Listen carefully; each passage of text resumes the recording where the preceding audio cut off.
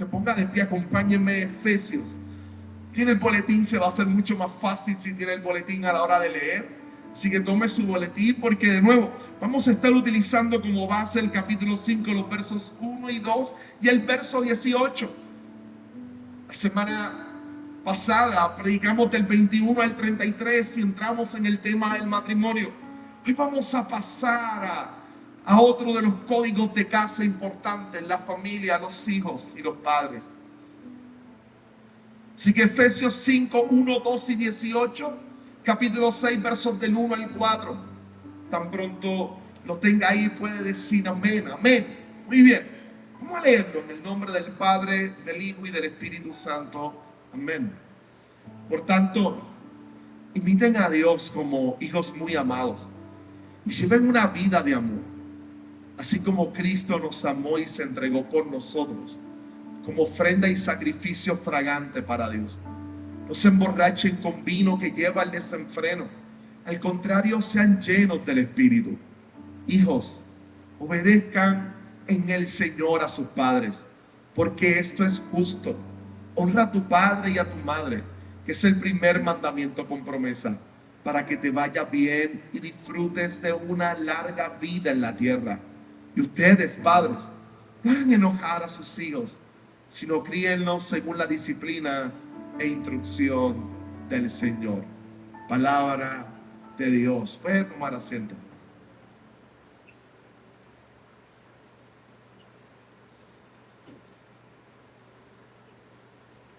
Como les decía, nosotros hemos estado explorando Efesios y los primeros 3 capítulos nos han hablado de la inmensa obra de amor de Dios, esa inmensa obra extraordinaria de redención. El capítulo 4, Pablo apunta hacia la unidad, y del 5 en adelante en 3 ocasiones le dice a la iglesia: tienen que caminar de esta manera. Caminen en amor, caminen en sabiduría y caminen en la luz. Y todas se fundamentan en la principal: caminar en amor. Y lo que Pablo nos está viniendo a mostrar, la idea de cómo caminamos como creyentes, caminamos en amor, y lo que eso significa, cómo la vida cristiana afecta todas las áreas de nuestra vida.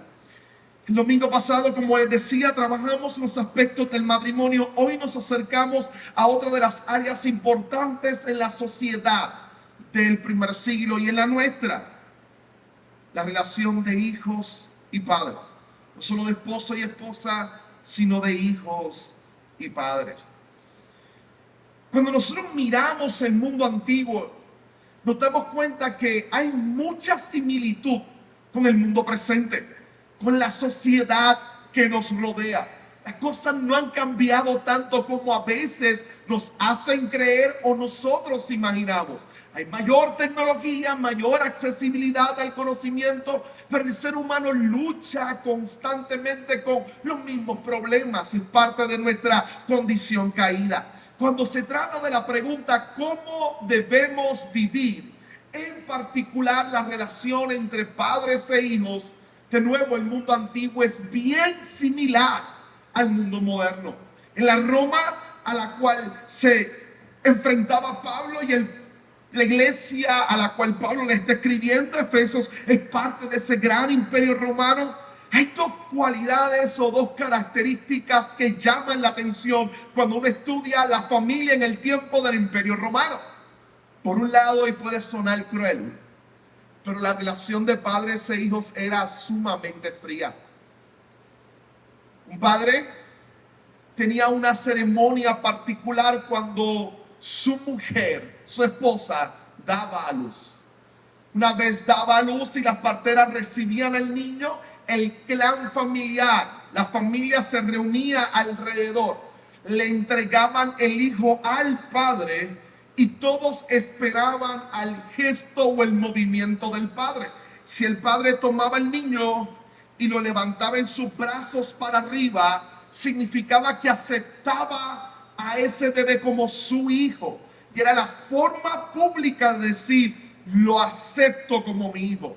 Pero en muchos casos, mucho más común de lo que usted pueda pensar, el bebé no era tomado en brazos y lo levantaban hacia arriba. En muchos de los casos, el padre tomaba al niño, salía de su casa, había usualmente un terreno baldío donde se hacía esto y allí colocaba a la criatura recién nacida y volvía a su casa. Esto lo condenaba a muerte. Estamos hablando de un niño recién nacido, lanzado a la superficie en un terreno baldío para que muera o para que lo tome otra familia y lo conviertan en esclavo. Pero lo más seguro lo condenaba a la muerte. Esa tal vez era la parte más radical o liberal de la manera de cómo trabajarlo. Pierre Grimald, uno de los mejores historiadores sobre Roma, decía que en muchos casos era simplemente el hecho de hacer cantidades y decir otra boca más nos va a afectar económicamente, nos puede bajar nuestro estándar social, así que tomémonos y vamos a desprendernos de él. O tal vez la mujer no quería tener que bregar con un hijo y le decía al esposo, yo no voy a bregar con él, y si está, pues me voy a ir. Y entonces él tomaba el niño y lo botaba.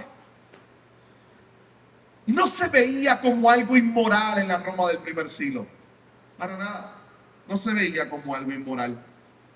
Llama la atención un dato interesante. Y es que en esos terrenos baldíos donde colocaban los bebés recién nacidos, dicen los historiadores romanos que constantemente, a molestia de las élites romanas, siempre había una o dos mujeres cristianas que tomaban esos niños y se los llevaban a la iglesia, y la iglesia se encargaba de ayudarlos a crecer e instruirlos en la fe. Muchos de los grandes líderes del cristianismo fueron niños rescatados de la muerte después que sus padres simplemente los abandonaron. La otra clave que podías verlo era el llamado conservador a las virtudes romanas. Era tener el hijo y cuidarlo en el hogar. El Estado no se metía con lo que la familia determinaba. El Estado no intervendría en los asuntos de la casa, porque entendía que el fundamento de la sociedad es la familia, así que el Estado no iba a entrar. Y el papá entonces entendía que el hijo era una propiedad de él sobre la cual él dominaba, él le determinaba, y podía encadenarlo y mandarlo a trabajar, un trabajo forzado, podía simplemente obligarle a hacer todo lo que el padre quisiera y nadie entraría ahí para decir que lo que estaba haciendo no era correcto. Ellos responderían y dirían que esas son las grandes virtudes que sostienen a la ciudad romana, o al imperio romano, o a la civilización romana. El Estado no me dice, nosotros determinamos cómo cuidarlos. Y sí, hay cartas donde esas son las expresiones y las palabras que usaban. Si se da cuenta con mi relato, y puede buscar a Pierre Grimald en confianza, no hay mucho cambio.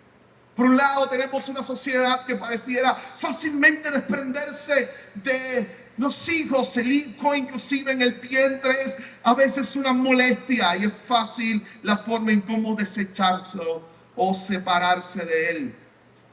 Pero por otro lado, los reclamos conservadores de la cultura moralista de nuestro tiempo, que llaman a que el Estado no intervenga en los asuntos de la familia, a veces presentan no familias redimidas, sino familias disfuncionales donde hay opresión de padres a hijos.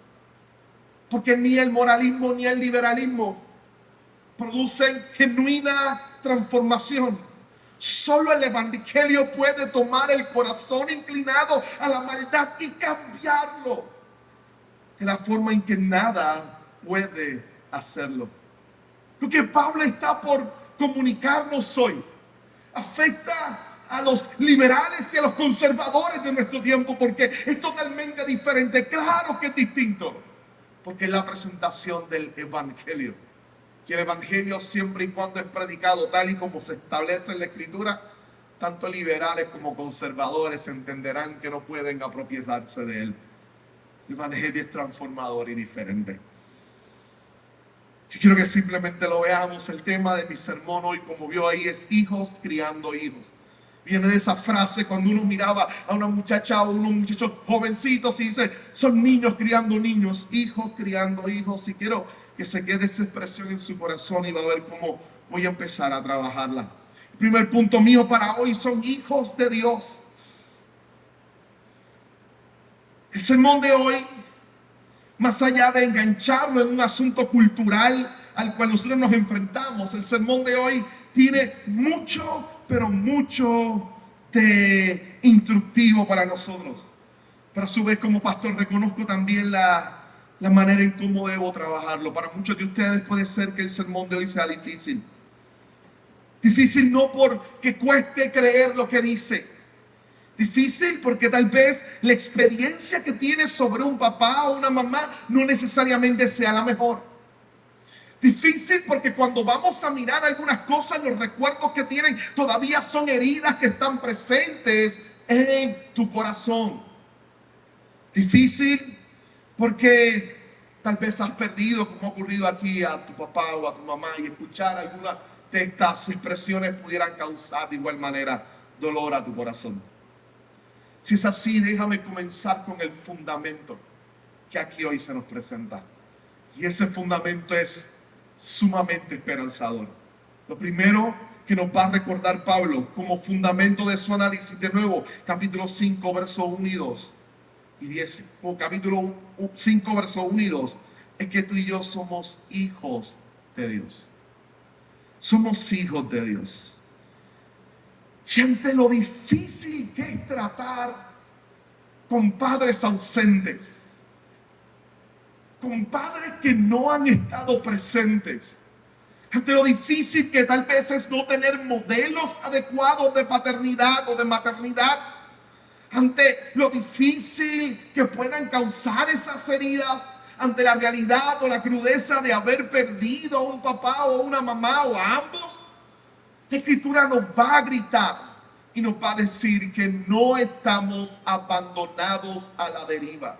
Aunque padre y madre nos dejen, sea porque no se ocuparon o porque han partido de este lado de la eternidad, sea lo que sea por lo cual no están ahí, aunque padre y madre nos dejaran, con todo Dios nos recogerá. La imagen de Dios como ese Padre amoroso que está presente aún cuando los padres terrenales no. La imagen de ese Padre que cuida esas características parentales de Dios, que se presenta como un Padre que ama, o como esa gallina, esa madre que cubre a sus polluelos. Esa realidad del amor de Dios para con nosotros es crucial e importante a la hora de trabajar un tema como este. ¿Por qué es importante? Porque recuerde, la primera cláusula de Efesios 5, verso 1 es: imiten a Dios. Mírenlo en su boletín. Por tanto, imiten a Dios. Si hay un llamado a ser padres, es porque Dios es el modelo perfecto de cómo se debe hacer eso. Él es el modelo maravilloso, y no solo eso, la relación que tenemos con Él como nuestro Padre es reconciliadora, sanadora y transformadora. Es exactamente en la Escritura como se presenta de esa forma. Es Dios llamando a Israel sus hijos y presentándose como el Padre de ellos. Es el propio Jesús enseñándonos a orar y diciendo: cuando ores, dile: Padre nuestro que estás en los cielos. Eres mi Padre, ese Padre presente, ese Padre que está ahí, ese Padre que nunca abandona, ese Padre que ama de forma perfecta, ese Padre al cual aun cuando desilusiono, Él no se desilusiona de mí, Él no me abandona, Él no me deja, Él nunca deja de amarme, quererme. Ese Padre amoroso que me ama de forma perfecta está siempre pendiente a mí. Va a ser Pablo quien nos va a decir que hay algo hermoso del Espíritu Santo en nuestras vidas, que podemos mirar a Él y decirle: Abba, Padre. Tener a Dios como la figura de un padre es, de nuevo, es restaurador. Es saber que aunque los modelos que tenemos son imperfectos, tenemos un modelo perfecto en el cual podemos descansar. Ahora, antes de entrar de lleno a las exigencias de Pablo, escúchame bien, porque no solo Él es el modelo en el cual tú puedes descansar como hijo, sino que a su vez Él se convierte en el modelo de cómo debemos ser como padres. Tal vez miras hacia tu pasado y dices, tal vez mis padres no fueron los mejores modelos de enseñarme cómo puedo ser papá o mamá. Y está Dios diciendo, no hay problema, te entrego mi palabra, déjame guiarte a cómo esto debe hacerse. Mírame a mí. Y Pablo nos dice claramente, imiten a Dios. Como les dije el domingo pasado en el sermón sobre el matrimonio, lo vuelvo a repetir. Esta cláusula por sí sola de Pablo es imposible. Tú y yo imitar a Dios rápido vamos a ver toda la cantidad de imperfecciones que hay dentro de nosotros. ¿Cómo podemos imitar a un ser perfecto? Siempre estaríamos cojos en el deseo de hacerlo. Pero ahí Pablo nos da una nota aclaratoria genial. Recuerda bien, puedes imitarlo, porque eres un hijo y una hija que ese padre ama poderosamente. Escucha, puedes imitarlo, porque tus fracasos en el intento de imitarlo no van a hacer que Él te ame menos. Puedes imitarlo, porque aún tus fracasos intentando imitarlo no van a hacer que Él te ame menos. Él va a continuar amándote abundantemente. Tan abundantemente que Pablo, capítulos antes, le dijo a los efesios, oro para que Cristo por la fe habite en sus corazones, de manera que arraigados y cimentados en amor puedan comprender con todos los santos, escucha, cuán ancho, cuán largo, cuán profundo es el amor de Dios que excede a todo conocimiento. Esa inmensidad del amor de Dios es la que tú gozas y disfrutas como hijo o hija de Dios. Es la realidad de eres un hijo amado por Dios. Eres una hija amada por Dios. Y solo cuando te entiendes como hijo e hija amado por Dios, estás capacitado entonces para decidir poder amar. Ahí es que está la idea de mi tema hoy. Somos hijos criando hijos porque principalmente si aspiramos a ser padres o los que somos padres ya, la única manera de ser buenos padres es entender que somos hijos a los cuales Dios ama abundantemente. Cuando como padre yo me entiendo hijo primero, amado por Dios, puedo entonces amar a mis hijos porque Dios me ama abundantemente. Yo voy a explicar esto un poco mejor ahora en breve. No solo la idea de ser hijos muy amados, sino que esos hijos muy amados son de nuevo capacitados para poder amar. Ahora vamos a entrar en unos momentos a las exigencias de Pablo. Pero antes de entrar a las exigencias de Pablo, Pablo viene y nos dice, verso 18, lo tiene conmigo ahí en el boletín. Se emborrachen con vino y lo que lleva el desenfreno. No se alcoholicen porque el alcohol los controlaría y no tendrían freno. Al contrario, sean llenos del Espíritu. Esto lo trabajamos el domingo pasado y de nuevo déjenme apuntarlo. La expresión ser lleno del Espíritu Santo no está hablando de un evento en el pasado estático, sino está hablando de una realidad continua y dinámica. Déjame explicar esto en palabras sencillas. No se trata de un evento en el pasado, me convertí, tiempo después fui lleno del Espíritu Santo y entonces me toca vivir con esa experiencia que tuve una vez. No.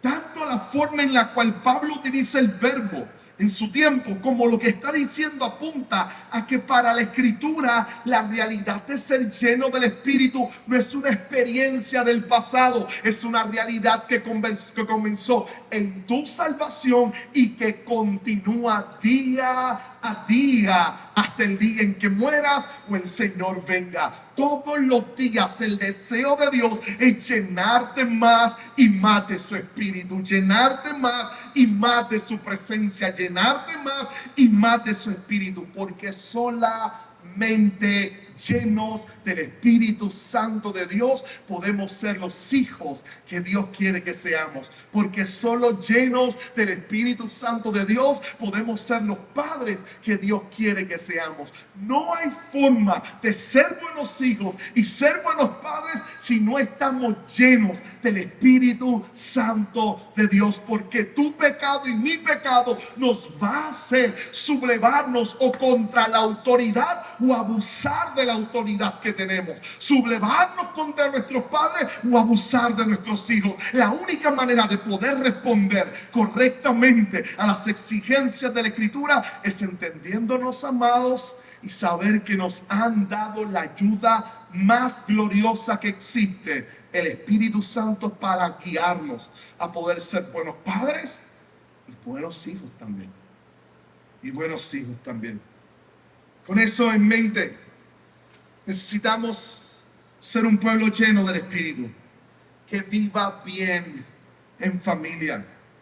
Y nuestra sociedad lo necesita con urgencia. Era Rosy esta semana hablándome de este estudiante que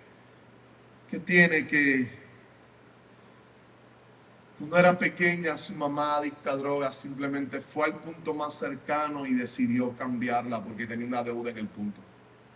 Así que se la dejó al que dominaba el punto para saldar su deuda y se fue. Esa historia no es extraña en nuestro país. Aquellos que hemos trabajado en escuelas sabemos mucho más común de lo que usted piensa. Nuestra sociedad vive un problema gigantesco, y pregúntenle a la maestro aquí, un problema gigantesco de ausencia de padres y a veces de madres en la crianza de los nuevos niños. Es casi una epidemia en nuestro país. Ahora, discursos moralistas no van a hacer que el corazón perverso cambie. Leyes impuestas no van a hacer que el corazón perverso cambie. Quitarle responsabilidad a los padres sobre los hijos tampoco va a hacer que el corazón perverso cambie. Solo el Evangelio hace que el corazón perverso sea transformado en alguien que desea ser buen hijo y buen padre y buena madre. Por eso mira lo que Pablo pasa entonces a decir: hijos que Dios ama grandemente y están llenos del Espíritu Santo. Ahora, por favor, una vez amados por Dios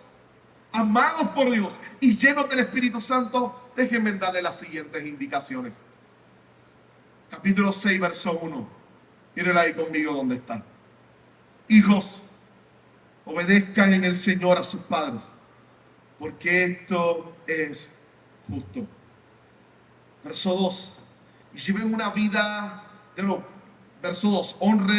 Honra a tu padre y a tu madre, que es el primer mandamiento con promesa. Verso 3. Para que te vaya bien y disfrutes de una larga vida en la tierra. Lo próximo que Pablo pasa a hacer es a pedir a los hijos que honren a sus padres. Él está escribiendo diciéndoles a ellos: vamos, honren a sus padres, obedezcan a sus padres. Y hay 3 justificaciones que Pablo da de por qué esto debe hacerse. Lo tiene el boletín ahí, obsérvelo conmigo mientras lo voy dando. Número 1, la primera objeción de Pablo, la primera manera de apuntar, la primera razón por la cual hay que obedecer a los padres es porque naturalmente es así.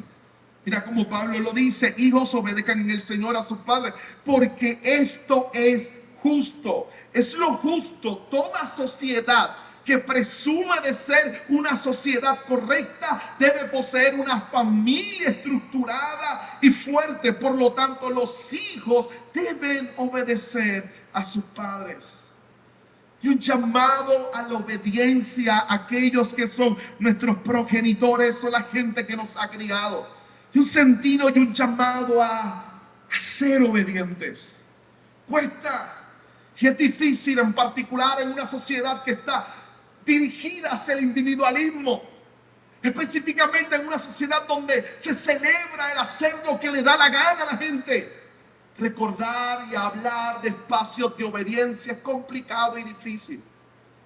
Pero Pablo les recuerda, esto es lo correcto. Es lo que socialmente debe hacerse. Los hijos están para obedecer a sus padres. Ahora Pablo no solo lo deja en el plano natural, sino que pasa a decir, es la ley de Dios, es el mandamiento del Señor. Es lo que Dios ha mandado o Dios ha ordenado. Aquí es que en el verso número 2 introduce el quinto mandamiento. Honra a tu padre y a tu madre.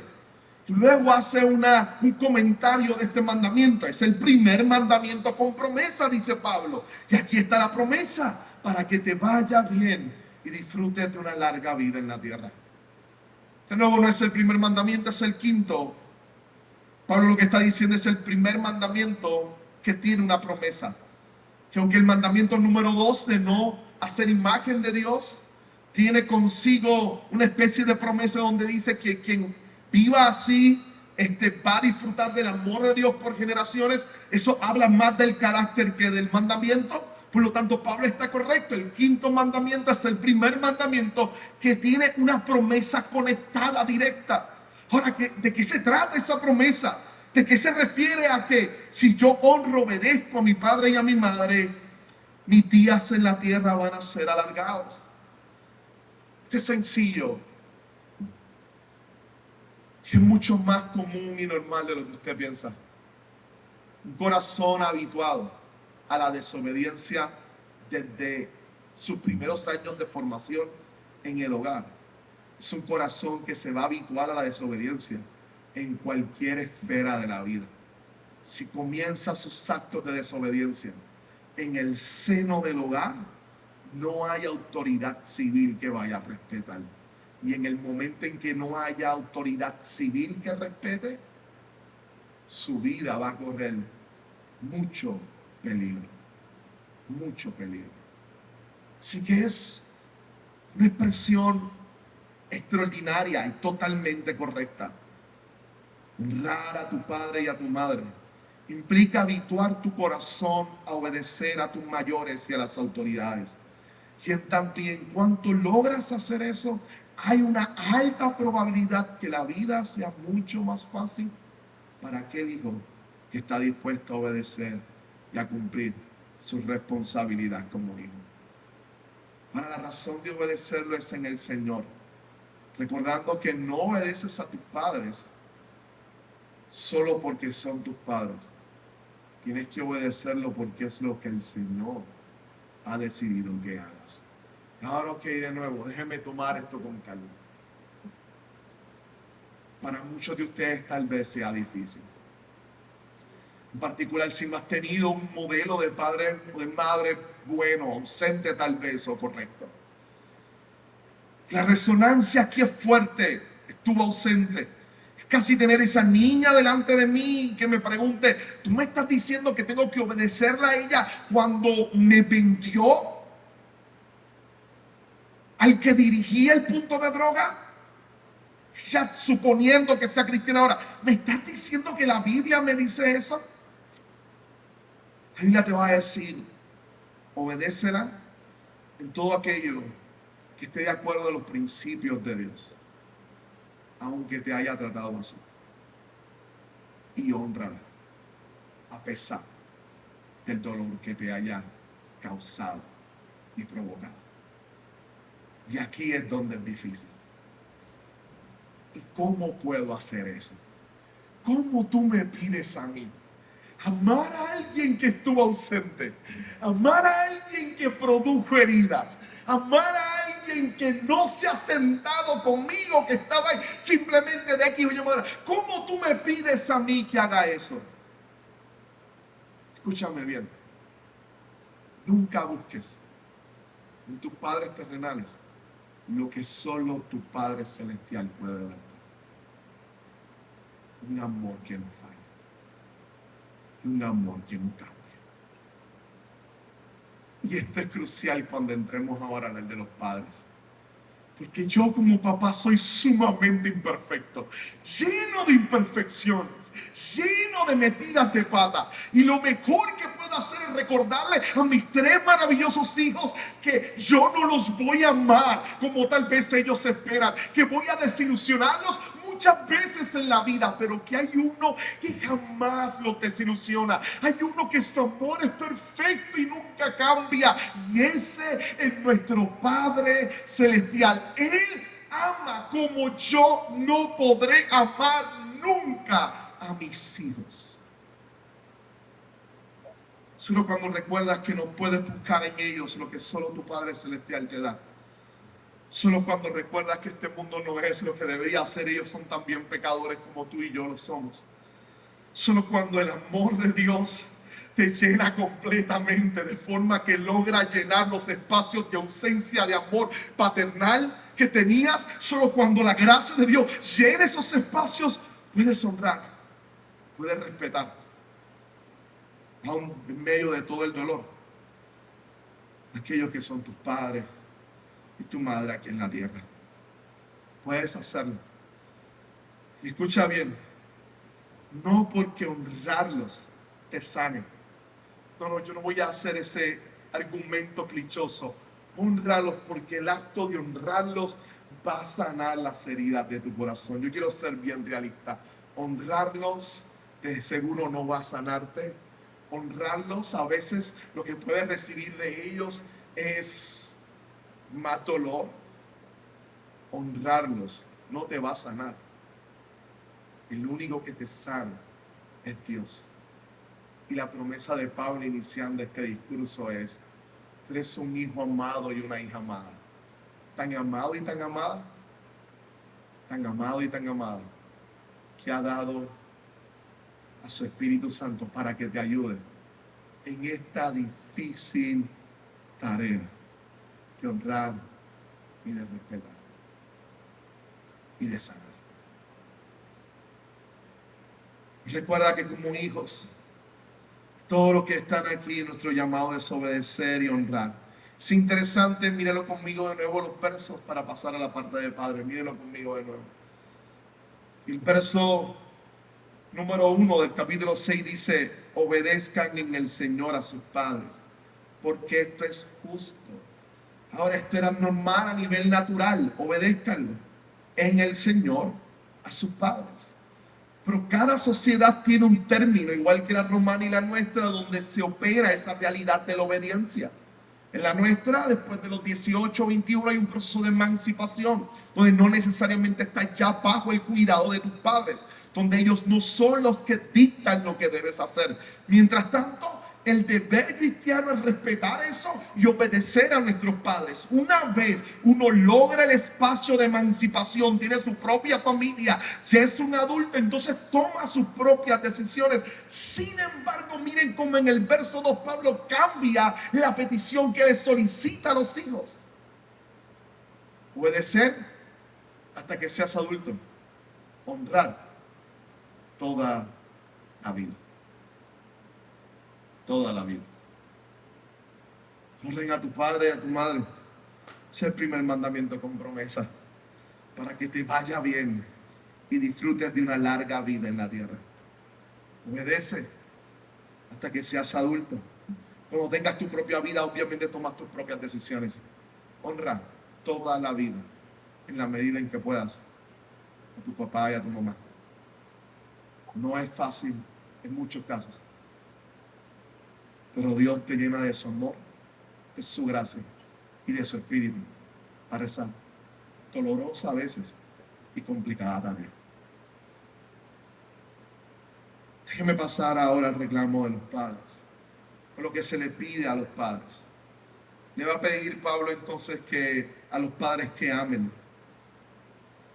Esto, de nuevo, como les decía, yo no soy un padre perfecto, estoy cargado de muchas imperfecciones. Y este es un texto que tengo que recordármelo todo momento. Pablo dice: y ustedes, padres, no hagan enojar a sus hijos. Y aquí está lo totalmente revolucionario de este pasaje. No existe en ningún documento del mundo antiguo una cláusula donde se le dirija a los padres como deben comportarse con sus hijos. No, en todo el mundo antiguo es hijos obedezcan a sus padres, hijos sométanse. Eso era normativo. Solo en Pablo hay un argumento para los padres de no abusar de su autoridad, sino de dirigirlos a cómo deben hacerlo. No los hagan enojar. Críenlos según la disciplina, la instrucción del Señor. Críenlos en el camino del Señor, lo que implica amor. Críenlos amándolos, disciplinándolos definitivamente, pero siempre en amor. Siempre en amor. No los hagan enojar. A veces cuesta como papá poder hacerlo. Darse cuenta de cuán perverso uno ha sido. Varias ocasiones me he encontrado, aun cuando mi nena Génesis era pequeña, puedo contar varias escenas donde Rosy me llamó aparte y me dijo: lo hiciste mal y tienes que pedirle perdón. ¡Qué orgullo! Ella no va a entender. Yo voy a perder mi autoridad. ¿Cómo le voy a pedir perdón a una niña chiquita? Hazlo. Recordarme el evangelio. Tener que sentarme con mi nena y decirle: ¿sabes qué? Papá te gritó y está mal. Y lo hice mal. Y perdóname si te herí. Estuvo mal lo que hice. Lo único bueno que yo puedo decirte a mí como papá es que si preguntas a mis niños: ¿papá peca? Los tres te van a decir: sí. Sí. Ellos están conscientes que su papá no es perfecto. Es pecador que necesita la gracia del Señor. Difícilmente podemos abusar como padres de la autoridad. No hay elemento más restaurador y transformador que sentarnos y decirle: perdóname, me equivoqué. No los exasperen, no los agiren. Todo lo contrario. Disciplínenlos en amor, en la instrucción del Señor que implica amar. No es ausencia de disciplina. La disciplina es necesaria, usted y yo lo sabemos, pero es una disciplina en amor. Escuchen bien, a los papás, que aquí a los que van a ser papás, es falsa la idea de que todo tiempo pasado era mejor. Los historiadores nos dicen que el Puerto Rico del siglo XIX, inicios del XX, era un desastre en la familia. No ha habido un momento en la historia donde haya familia perfecta, ideal. Nosotros tenemos una tendencia a mirar al pasado y decir: no, es que allí había buenos valores y buenas. Cuando tú estudias un poco tu familia, de seguro te vas a dar cuenta que las cosas eran un desastre oculto y que había muchos problemas ahí. Porque de nuevo, no es el moralismo de la cultura del pasado lo que transforma, es el evangelio al corazón pecador. Solo el evangelio pone esa intención de recordarnos que la autoridad no puede ser un vehículo para abusar, sino un instrumento para amar y para educar en la fe de Cristo Jesús, nuestro Salvador. El llamado entonces es a, como padre, amar y mostrar la misericordia y la gracia del Señor. Ernest Hemingway, el gran cuentista, hay un cuento de él que empecé a leer y escuchar esta semana, entre escuchar y leer. Y la introducción es genial. Se llama La capital del mundo y es un escenario en España, en Madrid. Y Hemingway dice, así comienza el cuento, él dice: en España hay una cantidad inmensa de Pacos, diminutivo de Francisco. Mucha gente se llama Paco, porque mucha gente se llama Francisco. Y él dice: chiste madrileño, es su segunda línea, chiste madrileño.